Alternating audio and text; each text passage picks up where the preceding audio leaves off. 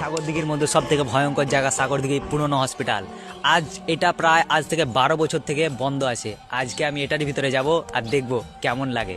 এটা হচ্ছে এন্ট্রেন্স, মানে এটা হচ্ছে সাগরদিঘির হসপিটালের ভিতরে ঢোকার রাস্তাটা।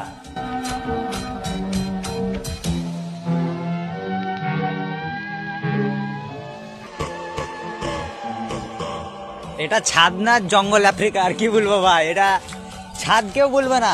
এত বড় বড় গাছ, এত বড় বড় সব দেখতে পাচ্ছ গাছ আছে, কেউ ছাদ বলবে না এটাকে। এটা ভাই, এটা আমি বলবো কি এটা ছাদ নয়। দেখতে পাচ্ছ কি অবস্থা আছে এখানকার। এটা রাতে কেউ আসতে পারবে না, এত ভয়ঙ্কর জায়গা, কেউ রাতে আসতে পারবে না। তোমরা যদি আমাকে 10K ফলোয়ার তাড়াতাড়ি করে দিতে পারো, তা আমি এখানে রাত কাটাবো, তোমাদেরকে রাত কাটিয়ে একটা ভিডিও দেখাবো। এই গলিটা হচ্ছে সব থেকে ভয়ঙ্কর, মানে দেখতে পাচ্ছ গলিটা।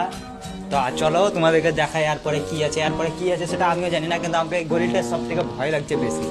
কেন কি এই গলিটার ভিতরে কি থাকতে পারে না থাকতে পারে।